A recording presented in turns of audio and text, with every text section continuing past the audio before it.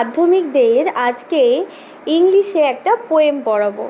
ভীষণ সুন্দর একটা কবিতা এবং ইজি, শুধু সুন্দরই না, ইজি।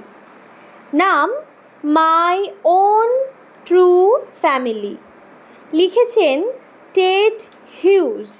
টেড হিউজ, এনার পুরো নাম এডওয়ার্ড জেমস টেড হিউজ, জন্ম 1930-তে, মৃত্যু 1998-এ।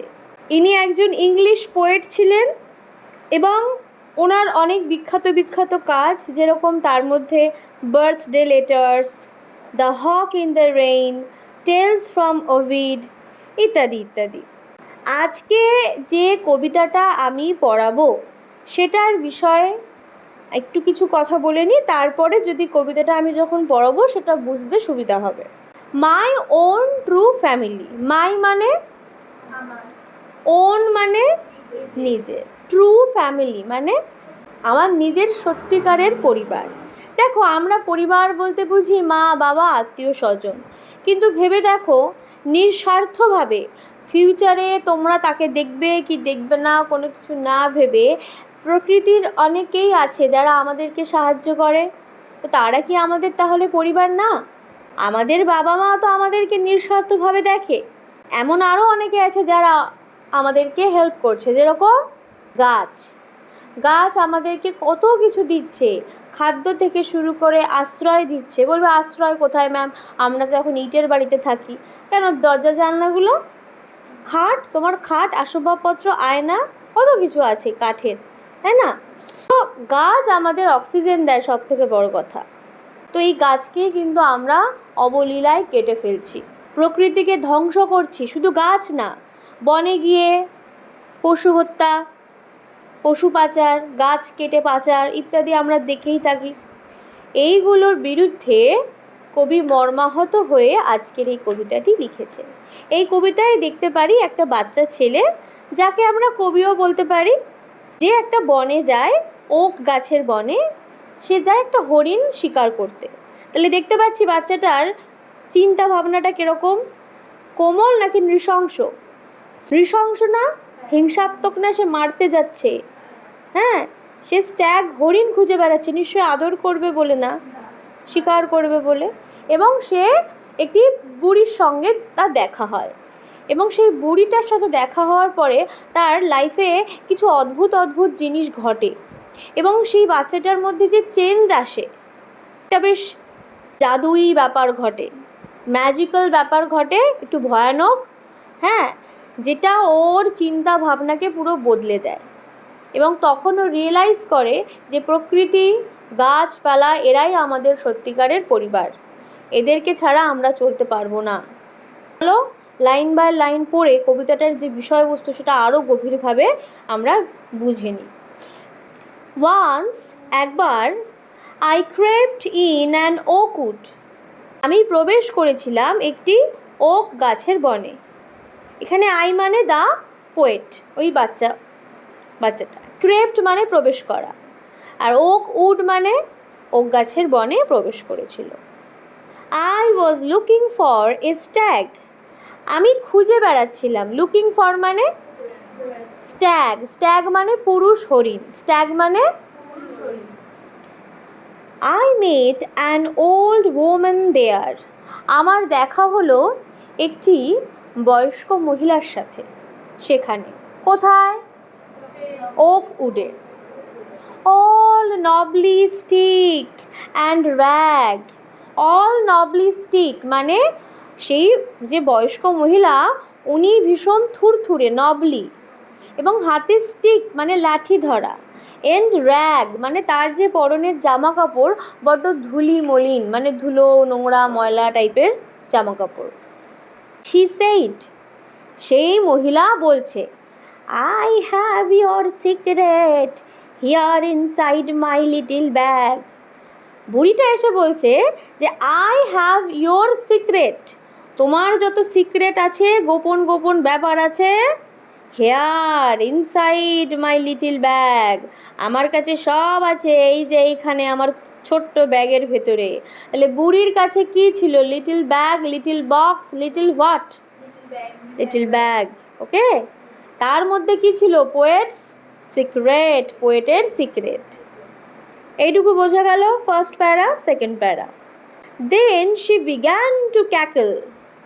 এরপরে আমাদের ওই মহিলা বিজ্ঞান শুরু করে দিয়েছে, টু ক্যাকেল, ক্যাকেল ঠিক আছে, হাসি শুরু করে দিয়েছে, খিক খিক খিক খিক করে হাসি। And I began to quake. আর ওই হাসি শুনে আমাদের যে কবি, the poet, began to quake, কাঁপতে শুরু করেছে থর থর করে। কোয়াক মানে কাঁপতে শুরু করেছে ভয়ে। She opened up her little bag. ওই বুড়ি মহিলা তার ছোট্ট ব্যাগটা ওপেন করলো। And I came twice awake. এবার দেখবে অনেক সময় হয়, দেখবে আমরা কখন ঘুমিয়ে পড়ি আমরা বুঝতে পারি না, আবার ঘুমের মধ্যেই আমরা স্বপ্নের মধ্যেই আবার জেগে উঠি, ভাবি রিয়েল লাইফে জেগে উঠেছি, কিন্তু অ্যাকচুয়ালি স্বপ্নের মধ্যেই আবার স্বপ্ন দেখছি যে আমি জেগে গেছি। তো ওনার এই যে টুয়াইস অ্যাওয়েক, মানে উনি যেন এতক্ষণ এই বুড়ির যে ঘটনাটা ঘটছিল এ যেন ঘুমের মধ্যে হচ্ছিল, এবার উনি যেন টুয়াইস মানে দ্বিতীয়বার অ্যাওয়েক, জেগে উঠল।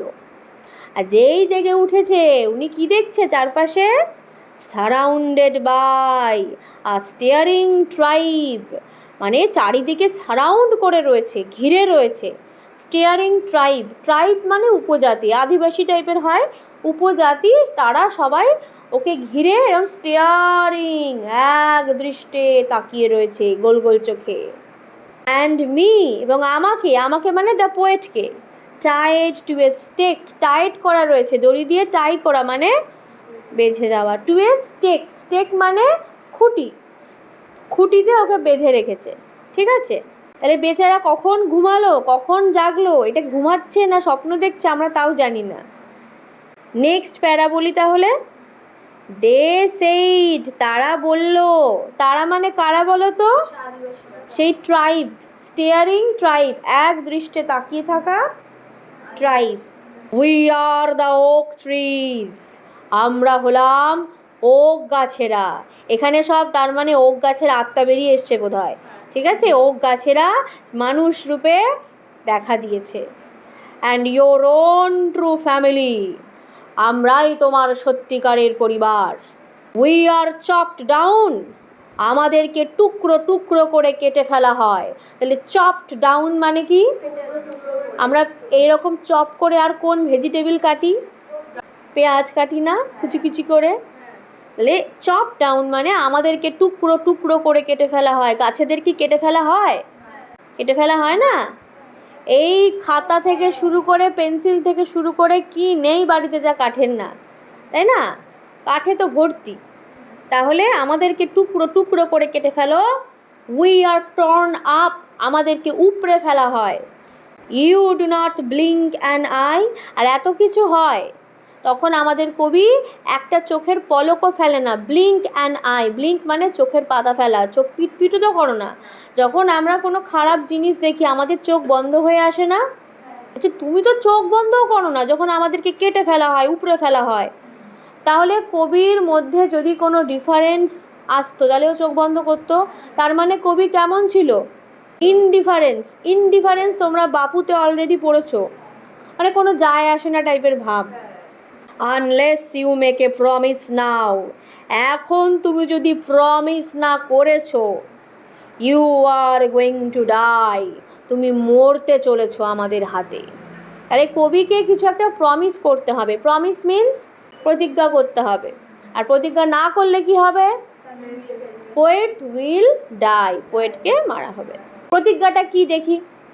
হোয়েন এভার, যখনই, হোয়েন এভার মানে you see an oak tree felled, তুমি যখনই দেখবে একটা ওক গাছকে কেটে ফেলা হচ্ছে, ফেল্ড মানে সোয়ার নাও, দিব্যি খাও। আমরা বলি না এই আমার মা কালীর দিব্যি, এরকম টাইপের অনেকে বলে না, তো সেই সোয়ার প্রতিজ্ঞা করো বা দিব্যি খাও নাও এখন। ইউ উইল প্ল্যান্ট টু, তুমি প্ল্যান্ট করবে, গাছ লাগাবে। টু মানে তাহলে একটা গাছ কাটা পড়লে কটা গাছ লাগাতে বলছে? এটা প্রতিজ্ঞা করতে হবে। তাহলে what was the promise? That poet will have to plant true oak trees. আর যদি প্রমিস না করে তাহলে কি হবে দেখে নি, unless you swear the black oak bark will wrinkle over you and root you among the oaks where you were never born but never grew. অনেক বড় একটা লাইন বলছে, আনলেস ইউ সোয়ার, যদি তুমি সোয়ার না করো, প্রতিজ্ঞা না করো, তাহলে দ্য ব্ল্যাক, এই কালো ওক বার্ক, ওক গাছের ছাল, বার্ক মানে গাছের, উইল রিঙ্কেল ওভার ইউ, তোমায় আষ্টে পিষ্টে রিঙ্কেল করে নেবে, জড়িয়ে নেবে। আর তোমাকে রুট ইউ, তোমায় পুঁতে দেবে। রুট কোথায় থাকে? গাছের শিকড়। অ্যামাং দ্য ওক, সমস্ত ওক গাছের মাঝে। হোয়ার ইউ ওয়ার বর্ন, যেখানে তুমি বর্ন তো হবে, জন্মাবে তো অবশ্যই, বাট নেভার গ্রিউ, কিন্তু কোনোদিন বেড়ে উঠতে পারবে না। আমরা গাছেদের তো বেঁচে থাকার অনেক আয়ু থাকে, আমরা কি তাদের পুরো আয়ুটাকে বাঁচিয়ে রাখি? কেটে ফেলি না? সেম জিনিসটা আমাদের সাথেও, মানে কবির সাথেও করবে বলছে। তুমি যদি প্রতিজ্ঞা না করো, তুমি ওই রুটের মধ্যে তোমায় আমি পুঁতে দেবো। তুমি হয়তো জন্মাবে কিন্তু তুমি বড় হতে পারবে না। Next page. এত কিছু ঘটলো, ও বনে গেল, হরিণ স্ট্যাগ খুঁজতে, একটা মহিলার সঙ্গে দেখা হলো, যে কেমন ছিল, পুরো নবলি মানে থুরথুরে, আর স্টিক মানে হাতে লাঠি, আর জামা কাপড় র্যাগ মানে ছেঁড়া জামা কাপড়। সে বলছে তোমার সমস্ত সিক্রেট আমার ব্যাগের ভেতর আছে। ব্যাগটা কিরকম, লিটিল না বিগ? Little bag. ও ব্যাগ খুললো, ওর হ্যাঁ করে ক্যাকেল শুরু করলো, এই দেখে আবার পোয়েট কোয়াক কাঁপতে শুরু করলো।